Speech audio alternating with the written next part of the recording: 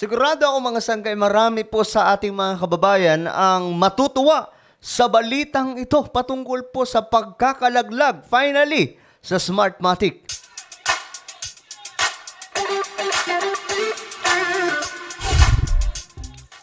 Hello guys, magandang oras po sa inyong lahat, especially sa lahat po ng mga solid sangkay. Bago po tayo magsimula, pag-subscribe po muna yung ating YouTube channel.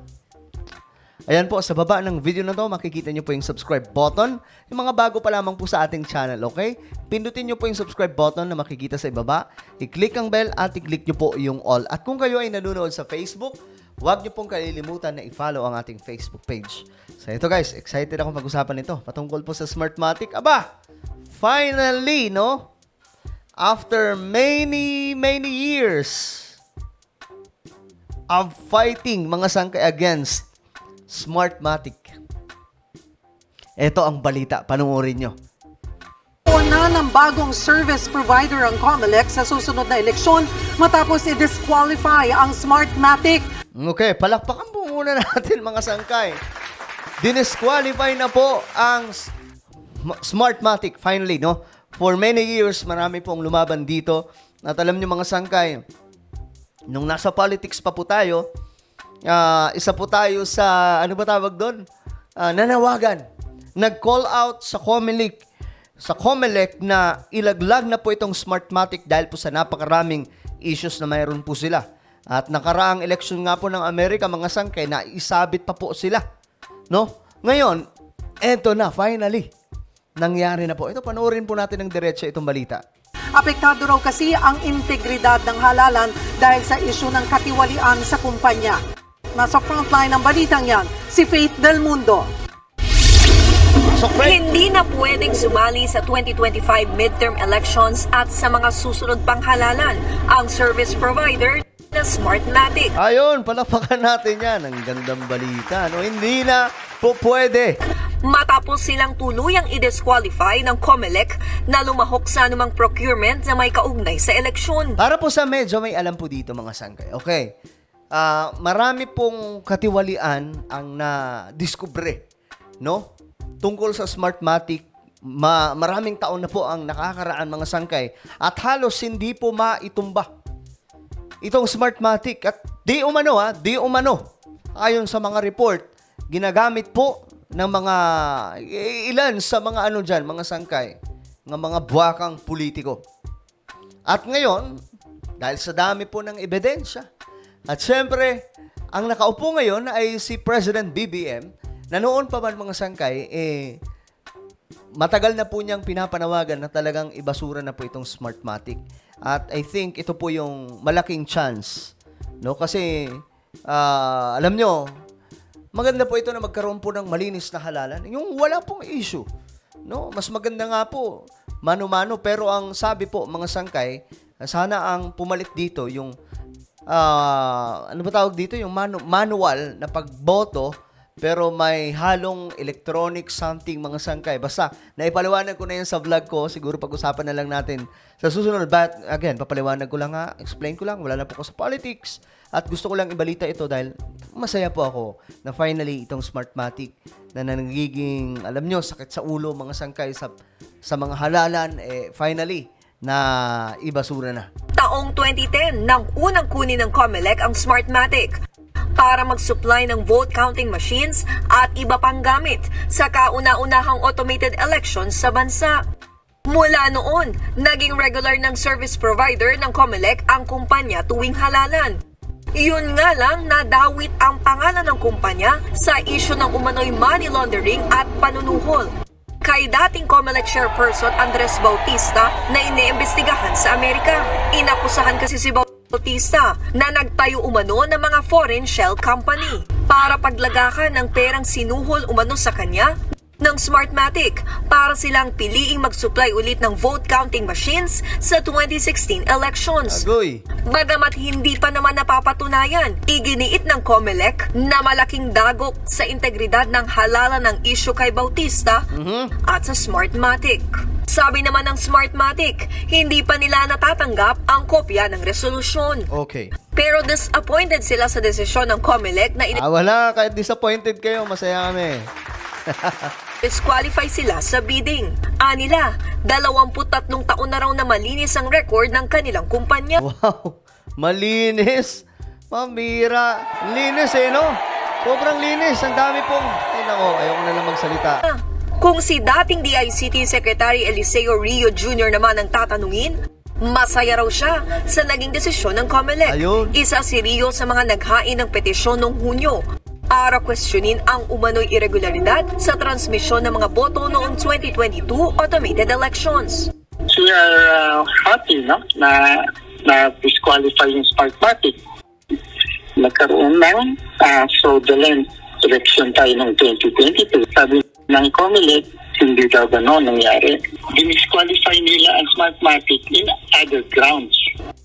Para naman sa grupong kontradaya, better late than never ang pag-disqualify sa Smartmatic. Since 2010, Kontradaya has been very critical of Smartmatic. Marami na po siyang sala sa taong bayan. We recall even back in 2010, we were already questioning the many irregularities and many lapses in transparency of Smartmatic.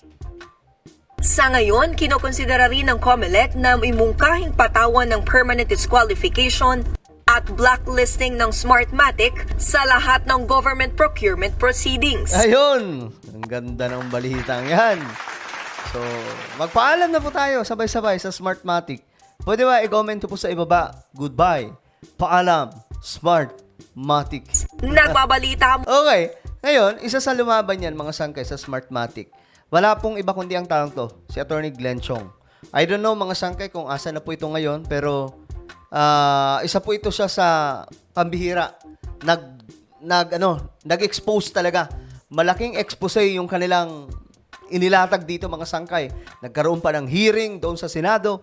Kaya nga lang, sa tagal ng panahon, wala pong nangyayari. Kasama po dyan, syempre, ang ating presidente ngayon na si BBM. Ayan po.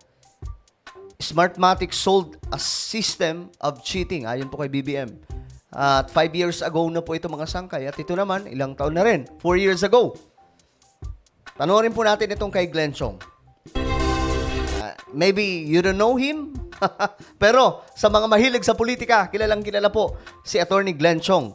At gaya ng sinabi ko, wala na po akong pakialam kung ano po ang political color ng bawat isa. I'm here to ibahagi ko yung katotohanan tungkol po sa mga nangyayari sa ating bansa at sa iba pang mga bansa. At eto, mga sangkay, baka sabihin nyo na kumakampi ako sa kabila. No, wala. Gusto ko lang ibalita ito kasi masaya rin po ako dahil isa po ako nagsusulong na mahalaglag na po talaga yung Smartmatic.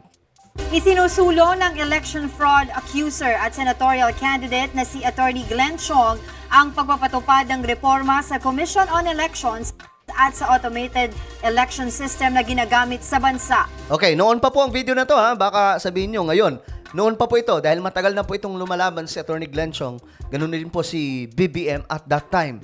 Talagang kinakalampag po nila ang Smartmatic. And siguro naman masaya po si Attorney Glenn Chong ngayon na may kinalabasan na po ang kanyang ay pinaglalaban po noon. Ito ang balita ni Rosalie Cox. Bagaman hindi tiwala sa automated election system na ipinatutupad ng Commission on Elections, napilitang tumakbo sa pagkasenador ang election fraud accuser at dating kinatawan ng biliran na si Attorney Glenn Chong.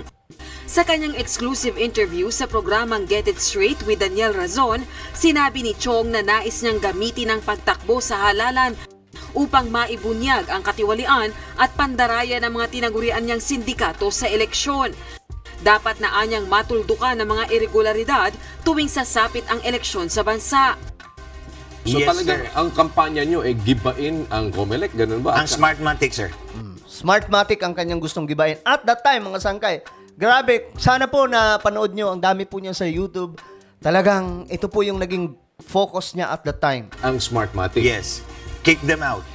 So Smartmatic lang. O kasi hindi naman natin pwedeng i-kick out ang COMELEC because it's a constitutional body. We can reform the Commission on Elections, but we cannot reform an incorrigible Smartmatic. So kailangan si Smartmatic has to be thrown out of this country for good. Talagang tagumpay ka, Attorney Glenn Chong. Nangyari nga. And then we reformed the Commission on Elections. Samantala, nananawagan din si Chong sa mga kapwa baguhang senatorial candidate na gayahin ang kanyang gagawing diskarte upang maiwasan ang talamak na dayaan sa darating na halalan. Kaalinsabay ito, hamon niya sa COMELEC at Smartmatic na huwag mandadaya sa 2019 midterm elections. 1 month before the elections, I'll show to the COMELEC and Smartmatic exactly what number of votes I have in these particular precincts. Pag bumaba yung boto ko na na inilabas ng makina, doon sa pinakita ko sa kanila, I take full responsibility o orderan ko yung mga tao, buksan nyo yung balota, sabihin nyo order ko yan, ako ang magpapakulong, buksan nyo yan at bilangin nyo yung boto. In other words, huhulihin ko sila on the day of the elections if they will attempt to cheat me. Nilinaw naman ni Chong na hindi niya gustong magresulta sa rebolusyon ng taong bayan kung magkakaroon nga ng dayaan sa halalan. Subalit hindi anya siya makakapayag na magtutuloy-tuloy ang masamang kalakaran sa bansa tuwing eleksyon. Okay. So, ayan po si Attorney Glenn Chong. Ngayon, punta naman tayo kay BBM. Ayan po. Ako, present po ako at that time. Sa panahong to, mga sangkay, doon po sa Nanka, mga sangkay. Ayan. Isa po ako sa nandyan at hindi pa po ako vlogger. Hindi pa po ako YouTuber at that time, no? Pero may Facebook page po ako. Ito ang pangangalampag ni BBM nung panahong yon. Maliwanag na eh. Na talagang Smartmatic, ang kanilang ipinagbibili, ang binibenta nila, hindi election system. Ang binibenta nila ay dayaan system. Dahil maliwanag na 2010, mula nung pumasok sila, 2013, 2016, marami ng instances at na-prove na talagang meron silang ginagawa na hindi sumusunod para baguhin ang resulta. At sa aking palagay, even COMELEC has admitted that because on the subsequent hearing to the exposés of Attorney Glenn Chong, Diba? Nabanggit ni President BBM, Attorney Glenn Chong. Dapat pala pinapalakpakan yan eh. Yan po talaga yung matinding nagsiwalat mga sangkay nung panahong yon. At ngayon nga, 2023, finally. the subsequent hearing, sabi nila, we will study the possibility of a hybrid system because it is very clear that we cannot trust the Smartmatic system. Yun pala. Ito na, ang hybrid election system. Yun daw po ang ipapalit. Pero hindi ko alam kung ito pa rin hanggang ngayon. Pero yan po yung isinusulong nila noon, mga sangkay. Kasi doon, malinis at hindi po katulad nito, Smartmatic na dadaya po. At maraming beses na po, nangyari po talaga na ang boto iba ang lumalabas na numero pagdating po sa makina or machine ng Smartmatic.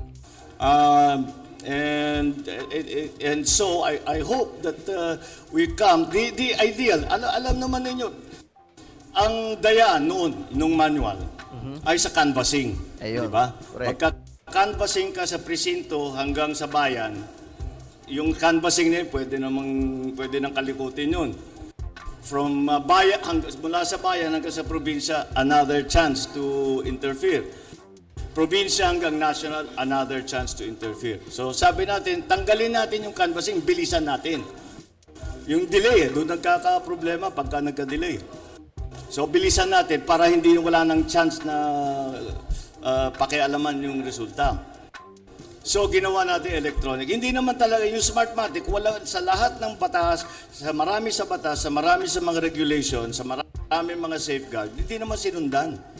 So, gumawa sila ng sarili nila. At marami silang ginawa na hindi pinapaalam sa COMELEC, hindi pinapaalam sa mga kandidato, sa mga partido. And so, that is very clear already to me. And so, pag hybrid, halimbawa, yung hybrid yung sinasabi ay presinto sa pagboto ay manual, sa pagbilang ay manual. Sa palagay ko tama yun. Dahil yung manual na bilang, bawat presinto pwedeng bantayan yan. May technology na, i-live stream mo. I-live stream mo yung pagbilang. Hindi, kahit nasa bahay ka, pwede ka maging watcher. And then, electronic transmission. Pag natapos ang bilangan sa presinto, i-transmit kaagad sa COMELEC, sa transparency server, kung ano yung resulta sa COMELEC, let's say, Bayan ng Batak, Precinct 3A. Ayan, basta ito yung naging resulta. Ngayon, pag dumating na doon, yung kahit sino pwedeng tignan kung ano ang resulta ng COMELEC sa Precinct 3A ng Batak. Pag sinabi ay hindi naman pareho may problema, pwede na may reklamo kaagad. So that is the hybrid system that I think that, and it is interesting to note that Smartmatic has actually been banned in Venezuela. It has been banned in many Grabe, no? states and in the United States. It has driven Belgium and Germany to return to manual system of. So maraming beses na talaga na-ban itong Smartmatic. At alam nyo, dami pong video niyan mga sangkay about Smartmatic. Ito, yung Attorney Glenn Chong, sino pa ba? Basta, more an rockstar kasi dito, Attorney Glenn Chong. At that time siya po talaga yung nagkalampag sa Smartmatic. At sinusuportahan niya po sa laban noon si BBM sa kanyang protest patungkol po sa pagka-Vice President. So, ayun, mga sangkay, ano po ang inyong komento? Kayo ba ay masaya na finally itong matinding Smartmatic na naghari ng ilang taon, mga sangkay, nailaglag na? Just comment down below ano po ang inyong mga opinion. And now, guys, I invite you, please subscribe. Ano ba yun? My YouTube channel, Sangkay Revelation. Ito po. Hanapin niyo po ito sa YouTube, then click the subscribe, click the bell, and click all. Ako na po ay magpapaalam hanggang sa muli. This is me, Sangkay Janjan. Palagi niyo pong tatandaan that Jesus loves you. God bless everyone.